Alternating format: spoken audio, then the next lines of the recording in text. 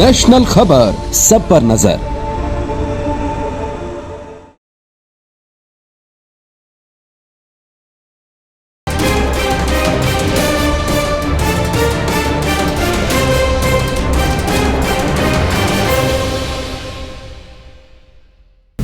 नमस्कार, नेशनल खबर का खास हेल्थ प्रोग्राम देख रहे हैं आप और आपके साथ मैं हूं भारती बघेल।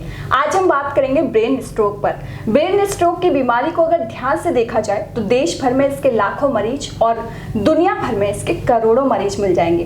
इस पर विस्तार से चर्चा करने के लिए हमारे साथ डॉक्टर राहुल गुप्ता जी मौजूद हैं, जो कि फोर्टिस हॉस्पिटल नोएडा में ब्रेन एंड स्ट्रोक स्पेशलिस्ट हैं। तो सबसे पहले तो सर आपका बहुत बहुत स्वागत है हमारे इस प्रोग्राम में। धन्यवाद। मैं बहुत शुक्रगुजार हूँ नेशनल खबर का, जो कि लोगों को बीमारियों के बारे में अवगत कराता है ताकि वो प्रिवेंटिव मेजर्स ले सके, ताकि उनको अप्रोप्रिएट ट्रीटमेंट मिल सके, ताकि उनकी सेहत जो है बहुत दुरुस्त रहे और वो हमारे देश और विश्व के डेवलपमेंट में बहुत अच्छा योगदान दे सकें। तो इसी के साथ सर मेरा पहला सवाल यही है कि क्या इसके होने से पहले इससे बचा जा सकता है? वैसे भी आप कहते हैं कि prevention is better than cure, तो क्या कहना है आपका?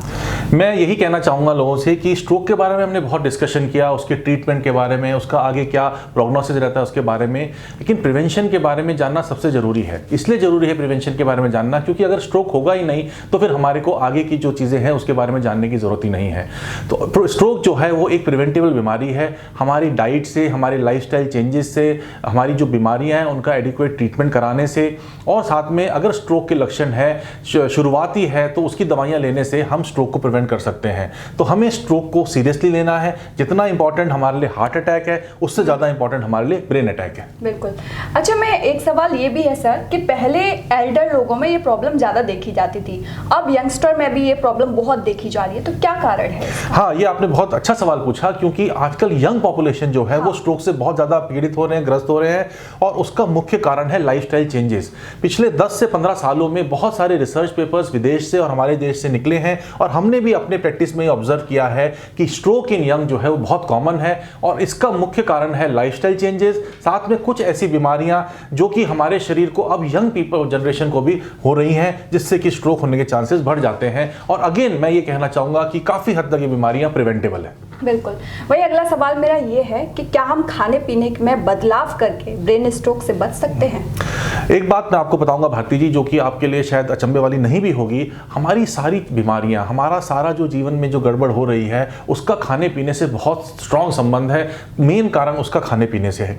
अगर आपने देखा होगा पिछले कुछ सालों में जो हम पहले ऑर्गेनिक चीज़ें खाते थे वो सारी की सारी इनऑर्गेनिक होती जा रही हैं। जो हमारा कृषि विज्ञान है, या जो हमारा जो खाना बन रहा है, या जो फास्ट फूड सेंटर्स खुल रहे हैं, या होटल्स रेस्टोरेंट चेन्स हैं, उन सब में जो केमिकल्स इस्तेमाल किए जा रहे हैं उसका हमारे शरीर पर बहुत दुष्प्रभाव हो रहा है।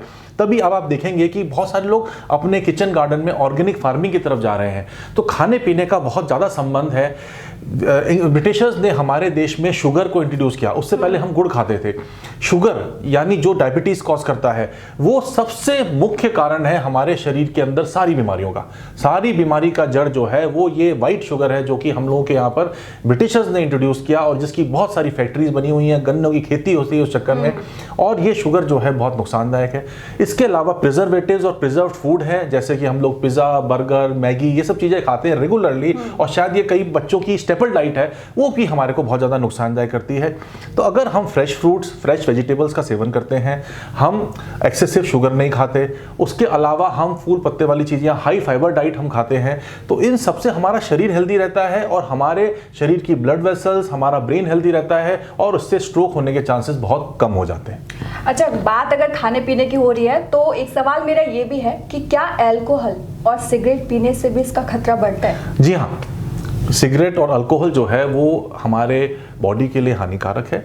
अल्कोहल के बारे में काफ़ी रिसर्च हुई है और ये कहा जाता है कि एक लिमिटेड मात्रा में 30-40 ml की अगर अल्कोहल का सेवन किया जाता है तो हमारे शरीर का कोलेस्ट्रॉल कंट्रोल में रह सकता है। पर वो सिर्फ एक कोलेस्ट्रॉल की बात है और एक लिमिटेड अमाउंट ऑफ अल्कोहल की बात है। पर अल्कोहल अगर ज़्यादा क्वांटिटी में ली जाती है तो वो हमारे शरीर के लिए बहुत ज़्यादा नुकसानदायक है। इसलिए अल्कोहल अगर नहीं लेते तो उसमें कोई बुराई नहीं है, वही सबसे अच्छी चीज़ है। और जब बात करते हैं सिगरेट की, आप देख रहे हैं कि पॉल्यूशन से हमारे देश में कितना बुरा हाल हो रहा है। सारी मेट्रो सिटीज़ में पॉल्यूशन बहुत ज़्यादा है। उसके ऊपर अगर हम सिगरेट का धुआं भी अपने अंदर लेके जाते हैं तो वो हमारे लिए बिल्कुल एक डेथ वारंट है। सिगरेट जितना नुकसान कर सकती है शरीर को, उतना ज़्यादा नुकसान कोई और चीज़ हमारे को नहीं करती। इसके बजाय तो हम किसी 10वीं मंजिल की इमारत से नीचे कूद जाएं लेकिन सिगरेट ना पिएं, क्योंकि सिगरेट जो है वो हमारे लंग्स में एब्जॉर्ब होती है, हमारे लंग्स को तो खराब करती है। इसके अलावा जो निकोटिन है वो हमारी ब्लड वेसल्स को खराब कर देती है, उसको नैरो कर देती है, उसको बंद कर देती है, जिससे हमारे शरीर के कई पार्ट में गैंग्रीन हो सकता है। हार्ट की जो ब्लड वेसल्स है वो नैरो हो सकती हैं, हमारे नेक में, ब्रेन की ब्लड वेसल्स में बहुत ज़्यादा हानिकारक चीज़ें ये प्रोवाइड करती है। तो सिगरेट जो पीना है ना वो सबसे बेकार काम है, उसको करना तो बिल्कुल। और सिगरेट सिर्फ एक्टिव स्मोकिंग ही नहीं, इवन जो पैसिव स्मोकिंग करते हैं, यानी उस कमरे में या उन दोस्तों के साथ होते हैं जो लोग सिगरेट पी रहे हैं, वो भी आपके लिए इक्वली नुकसानदायक है। तो ना आप खुद सिगरेट का सेवन करें, ना ही अपने यार दोस्त, फैमिली मेंबर या किसी और को इसका सेवन करने दें। बिल्कुल। अच्छा, मैंने ये भी सुना है कि पर्टिकुलर कुछ एक्सरसाइज होती हैं किसी बीमारी को ठीक करने के लिए, तो ब्रेन स्ट्रोक के लिए कोई एक्सरसाइज है? जी हाँ, जो एक्सरसाइज होती है वो सबसे ज़्यादा इंपॉर्टेंट होती है हमारे ब्लड वेसल्स को खोलने के लिए, हमारी मसल्स को स्ट्रांग बनाने के लिए, हमारी बॉडी को फ्लेक्सिबल बनाने के लिए, हमारे ब्रेन में, हार्ट में और सभी अंगों में खून का जो दौरा है, उसका प्रसाव है, उसको बढ़ाने के लिए किसी भी टाइप की एक्सरसाइज करें। चाहे आप डेली वॉक करें, चाहे आप जिम में जाके एक्सरसाइज करें, चाहे आप पीटी वाली एक्सरसाइज जो हमारे को स्कूल में सिखाई जाती है वो करें, चाहे आप योगा करें, कोई भी ऐसी एक्सरसाइज करते हैं जिसको करने के बाद आपको थोड़ी सी थकान महसूस होती है, आपको पसीना आता है और आपको लगता है कि आपकी बॉडी में थोड़ी सी स्फूर्ति और ज़्यादा आ रही है, अगर वो एक्सरसाइज आप डेली या हम सब हफ्ते में 5 बार आधे से 1 घंटे के लिए करते हैं तो आपका स्ट्रोक होने का चांसेस जो है वो कम से कम 100 गुना कम हो जाता है। तो आप मेरी बात को ध्यान से सुनिए, आपका हार्ट अटैक और आपके ब्रेन स्ट्रोक का होने का चांस जो है वो 100% नहीं 100 गुना कम हो जाएगा अगर आप रेगुलर एक्सरसाइज कर रहे हैं। तो एक्सरसाइज का जो रोल है वो बहुत इंपॉर्टेंट है और हमें स्ट्रोक होने के बाद फिजियोथेरेपिस्ट द्वारा एक्सरसाइज कराने से के बजाय हमारे को खुद पहले से अपने आप एक्सरसाइज करके स्ट्रोक होने से बचाव करना है। अच्छा, कुछ बीमारियां होती हैं वो दूसरी बीमारियों को न्योता दे देती हैं, ऐसे में मेरा सवाल ये है कि क्या अन्य बीमारियों से भी ब्रेन स्ट्रोक का खतरा बढ़ सकता है? जी हाँ, ये बहुत इंपॉर्टेंट सवाल है क्योंकि हमारी बॉडी जो है वो आपस में लिंक्ड है। Healthy body is healthy mind and healthy mind is healthy body.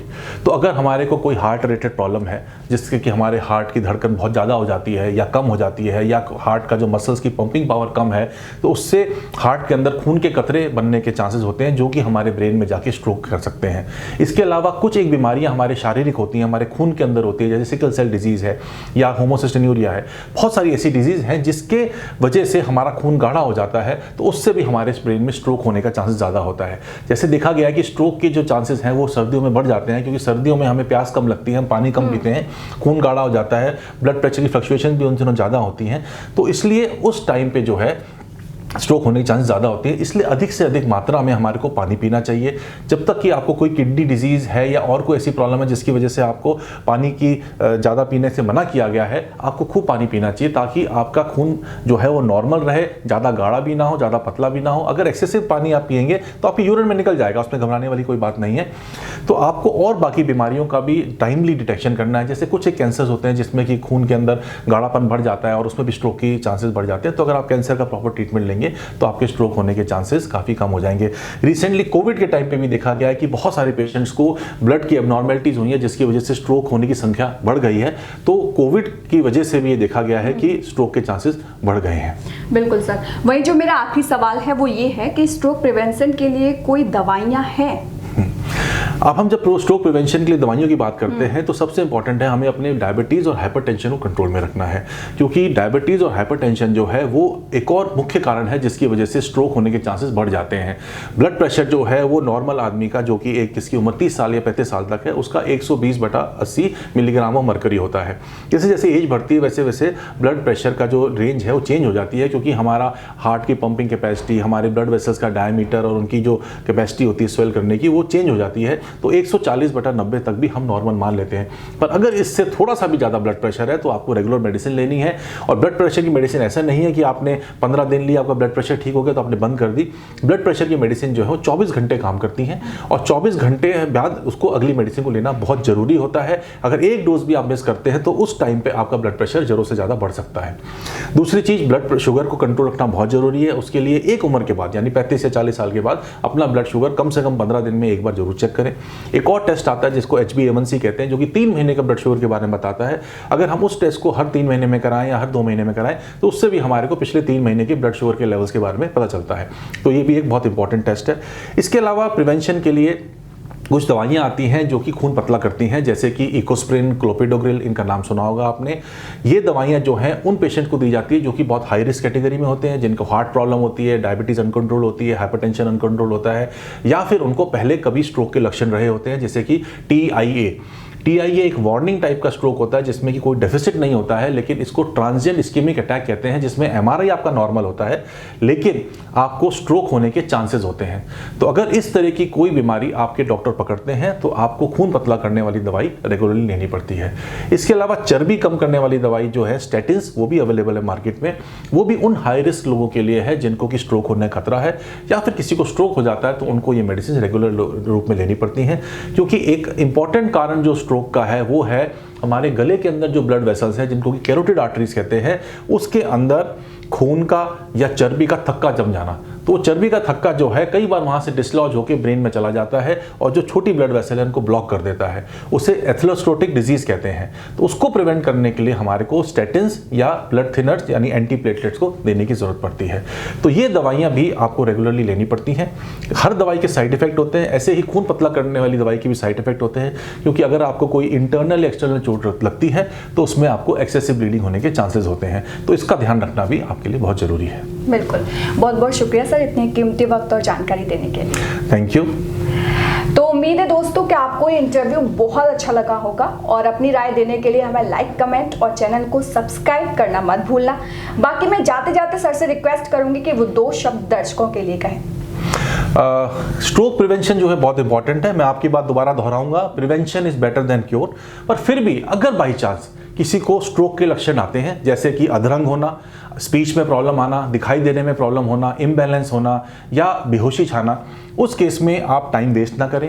तुरंत किसी ऐसे वेल इक्विप्ड हॉस्पिटल में जाएं जहां पर कि स्ट्रोक केयर यूनिट है, जहां पर स्ट्रोक को डिटेक्ट करने की पूरी फैसिलिटीज़ हैं, जहां पर CT स्कैन, MRI, एंजियोग्राफी की फैसिलिटीज़ हैं, जहां पर न्यूरोलॉजिस्ट और इंटरवेंशनल न्यूरोसर्जन अवेलेबल हैं, ताकि अगर आपको स्ट्रोक है, वो डिटेक्ट होता है तो तुरंत उसका ट्रीटमेंट किया जाए। क्योंकि स्ट्रोक एक ऐसी बीमारी है जिसमें अर्ली ट्रीटमेंट से बहुत अच्छे रिजल्ट्स आते हैं और आप बैक टू नॉर्मल लाइफ में अपने पहुंच सकते हो। धन्यवाद। फिलहाल के लिए इतना ही, मुझे दीजिए इजाजत। धन्यवाद।